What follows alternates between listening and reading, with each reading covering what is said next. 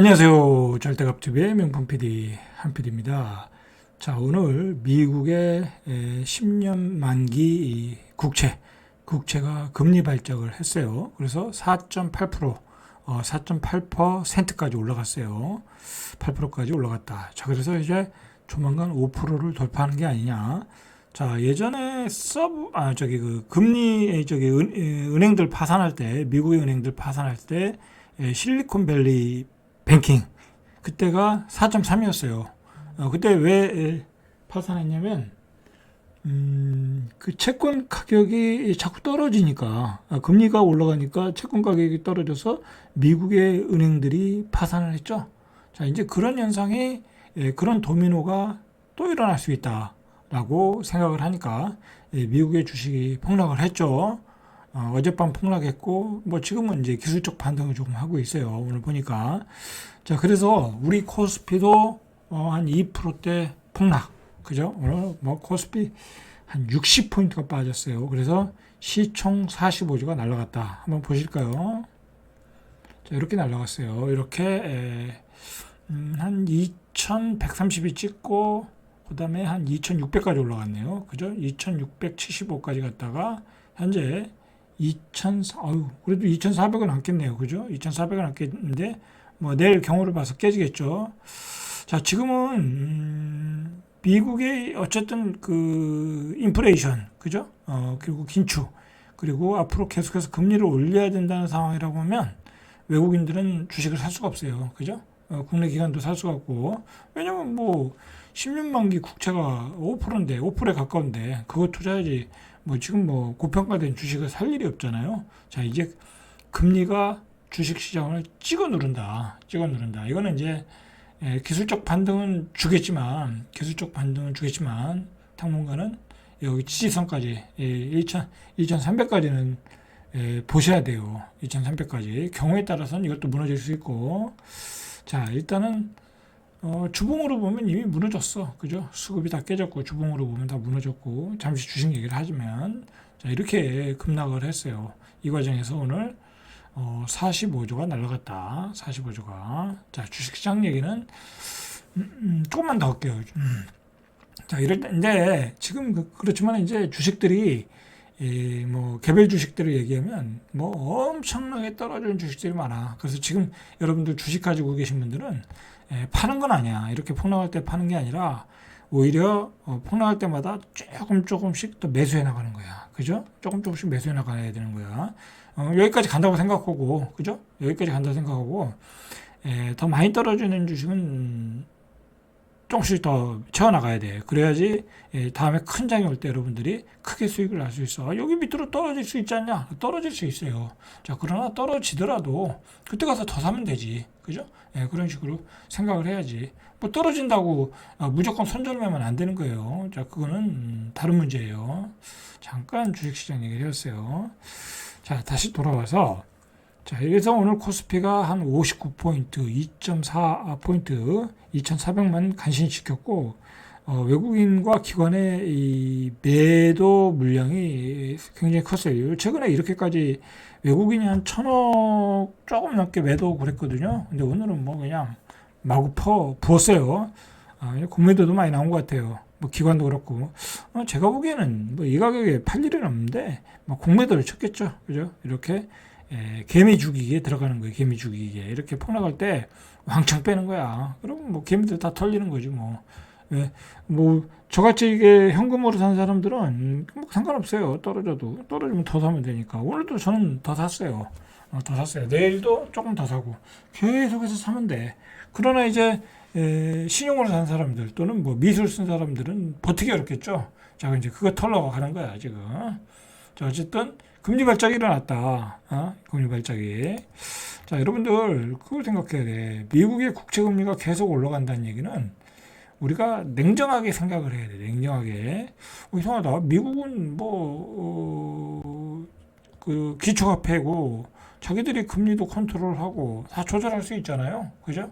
근데 그건 옛날 얘기야. 보니까 옛날 얘기야. 지금은 미국 시장도 조절 못하고 원유 시장도 조절 못해. 이제 원유도 예전에는 쌀가스 가지고 옛날에는 이제 그 옛날에는 이라크 전쟁을 통해서 중동의 어떤 그 군사력을 가지고 중동을 휘어잡았는데 뭐 말 그대로 그냥 이라크 침공하고 그다음에 아프가니스탄 또 밀고 들어가고 그죠? 막 자기 맘대로 했잖아. 근데 이제 그게 안 되는 거야.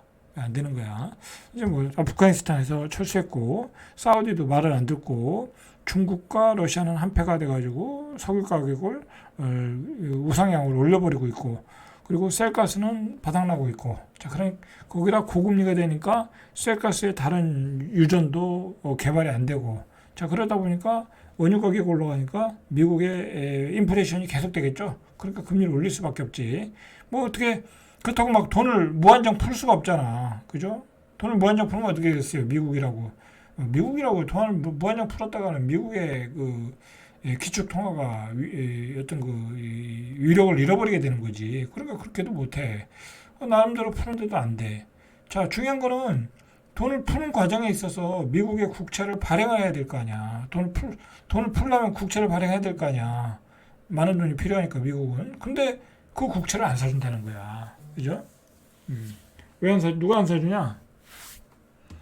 바로 이제 일본이 안 사주는 거예요. 일본은 뭐 자기네 지금 엔화가 폭락을 하고 있잖아. 그래서 오히려 방어에 바쁘니까 오히려 일본은 미국의 국채를 팔고 있다라는 거고 중국은 당연히 뭐 사줄 이유가 없고 그 중국이 가진 카드는 미국의 국채를 시장에 매도하는 거거든요.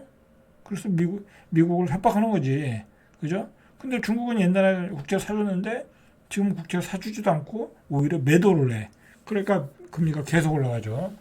그러니까 뭐 스웨덴까지 그런다고 하니까 미국의 국채를 사줄 사람이 없다. 사줄 나라가 없다. 뭐 그렇다고 우리나라가 사주겠어요? 그러니까 금리가 계속 올라간다. 그러니까 그 JP 모간의 제이미 나이슨인가요? 그 사람이 7%까지 갈 수 있다라고 그런 거예요. 그러니까 일단은 미국 국채 금리가 계속해서 우상향해서 올라간다. 자, 그러면 금리는 계속 고공행진이다. 그러면 주식시장은 계속 조정과 어떤 그 급락과 기간 조정을 거칠 수밖에 없다. 자, 그렇게 되면 뭐 경기 침체가 올 수밖에 없고 경기 침체가 오면 부동산 시장은 박살날 수 있다. 그렇게 시나리오를 잡으시면 돼. 그죠?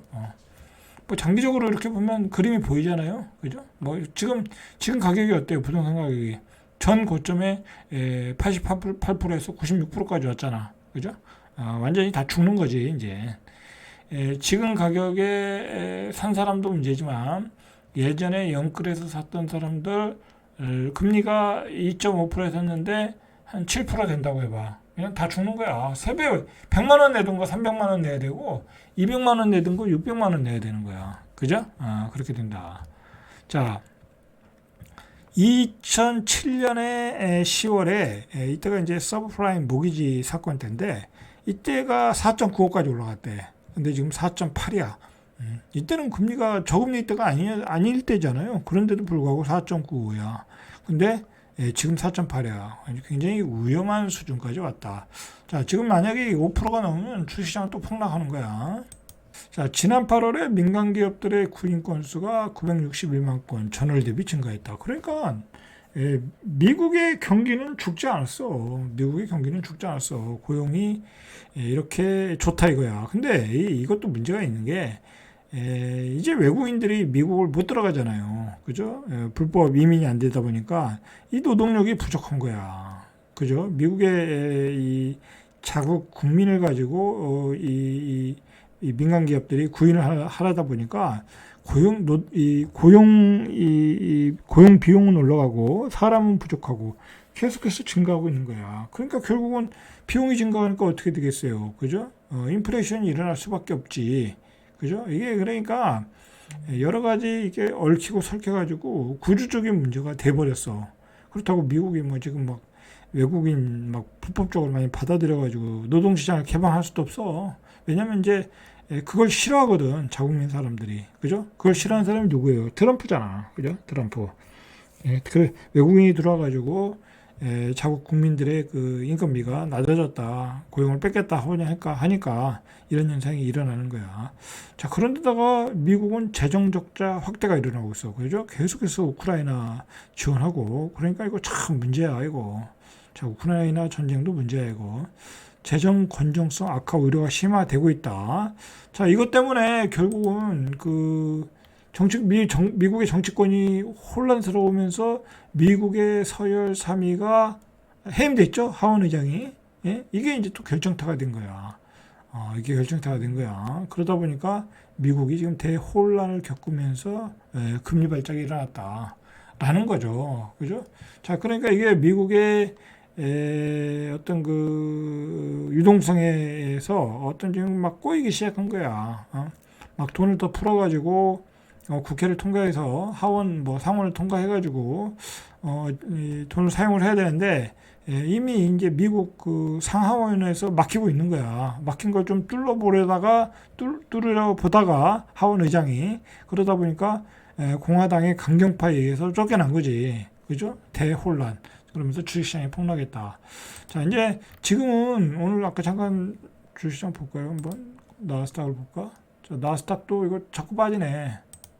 네, 아까 80몇 포인트인데 이거 뭐 올라갈 수가 없지. 그죠? 올라갈 수가 없어. 뭐 올라갈 힘이 뭐가 있어? 다 매물이지. 그죠? 그러니까 이거 문제야, 지금. 제가 여기서 헤드앤숄더형으로 이렇게 맞고 떨어질 거라고 뭐 블로그에도 올리고 얘기를 많이 했죠. 그죠? 이렇게 삼봉을 그린 다음에 떨어진다고 했는데 떨어졌죠. 근데 이것도 간단치 않아. 이것도 떨어질 것 같아. 자, 얼마까지 떨어질까 이거? 여기 지금 이것 때문에 버티고 있는 거잖아. 그죠? 자, 올라갈 힘이 없어. 올라갈 힘. 올라갈 힘이라는 것은 미국의 10년물 국채 금리가 떨어져야 되는데 그게 떨어지려면 인플레이션이 잡혀야 되거든. 그게 잡힐 기미가 안 보인다. 기미가 뭐 잡힐 기미가 안 보이지. 그리고 미국의 주식이 고평가 됐거든. 이거 너무 많이 올랐어. 그죠? 너무 많이 올랐어. 자, 미국의 국채 금리가 월가는 7%도 가능하다. 여러분, 이제 5.5%에서 5.5% 가면 시장은 또 패닉이거든요. 7% 가면 그냥 그 뭐죠? 뭐라고 해야 되나? 이거 완전히 경기 침체야. 그냥 이거는 완전히 이제 뭐 거의 금융위기라고 보시면 돼. 왜냐면 이렇게 되면은 미국의 은행들 다 작살나는 거예요. 그죠? 이거 이렇게 되면 안 되겠죠. 자, 이 KT 스토턴 매니징 파트너, 자, 이 사람은 10년물 국채금리가 최근 22년 최고치인 4.3, 그죠? 22년 최고치가 4.3이야. 이때가 SVB 파산할 때야. 자, 그래서 5.25 프로를 테스트할 수 있다. 그러니까 여기까지 올라갈 수 있다는 거야. 일단 5.25까지 올라갈 수 있다라는 거예요. 자, 여러 애널들이 지금 국채금리가 5%에서 6% 사이로 높아진다라고 판단하고 있는 거야. 자, 5%에서 6% 되면 완전히 우리 주식시장, 뭐 미국 주식시장, 미국의 부동산 시장, 우리 부동산 시장 다 폭락이야. 자, 그 얘기가 나오잖아요. SVB 이게 또 나온다 이거야. 그죠? 또 은행들이 채권 가격이 하락하면서, 왜냐하면 은행들이 채권을 엄청 보유하고 있잖아. 이게 다 자산이잖아. 그러면 또 이제 뱅킹런이 일어나겠죠. 그죠? 야, 저렇게 금리가 오르면은 야, 저거 뭐 은행에 넣어놓으면 안 되겠다. 그죠? 은행에 넣어놨다가는 돈을 못 찾겠다. 차라리 빼가지고 국채를 사자. 뭐 그렇게 되겠죠. 자, 그러면서 은행들이 이 파산에 들어갈 수 있다라는 거. 자, 그래서 이 금리를 내려야 되는 게 아니냐 그런 얘기가 나오는데 헛소리죠, 그건 헛소리. 자, 이미 미국의 30년물 고정 모기지 평균 금리는 7.7%까지 갔어. 여러분, 이제 우리도 이렇게 가는 거야. 자, 우리도 이렇게 가는 거야. 자, 월가에서는 투자자들이 이제서야 경기 침체를 피할 수 없다라는 현실을 인정하기 시작했다. 그죠? 이거를 어떻게 되돌릴 수가 없죠. 그죠? 유가는 계속 올라가고, 인플레이션은 계속되고, 금리 발작은 계속 일어나고, 그리고 미국이 발행한 국채는 사줄 나라가 없고, 그죠? 그래서, 고금리가 장기화에 적응하고 있다. 당분간은 고금리가 장기화되고 있다. 이렇게 되면, 집도 못 사고, 비싼 집에 전세도 못 살아. 그렇게 되겠죠. 자, 이미 우리나라 은행들은 4%대 은행 예금을 내놓고 있어요. 4%대. 이거 3점 몇 프로 했잖아요. 자, 이제 4%대 내놓고 있어. 이제 조만간 5%대도 나오겠죠. 자, 이렇게 되면 주담보대출과 신용대출 금리가 모두 7%대 육박할 수 있다는 거야. 자, 이미 5대 시중은행의 혼합형 주담보대출 금리가 최고 6.4%까지 올랐어. 한 달 만에. 그러니까 다음 달이면 7%대 상단까지 가겠죠. 자, 이렇게 가고 있다라는 얘기예요. 여러분들 조심하셔야 돼. 지금 막 어디 뭐 부동산에 투자하고 뭐 함부로 주식을 막그 많이 사고 그러면 안 돼. 조금씩 사는 건 괜찮은데 많이 사고 그러면 안 돼. 이거는 최악의 경우 수까지 봐야 된다. 그러면 어떻게 되겠어요? 이제 가능한 한 이제 계속 그 이자를 그 대출을 갖고 투자하면 안 되고 디레버리징을 하셔야 되겠죠. 계속 강조드리고 있어요. 자, 이상 절대값TV의 명품 PD 한 PD였습니다.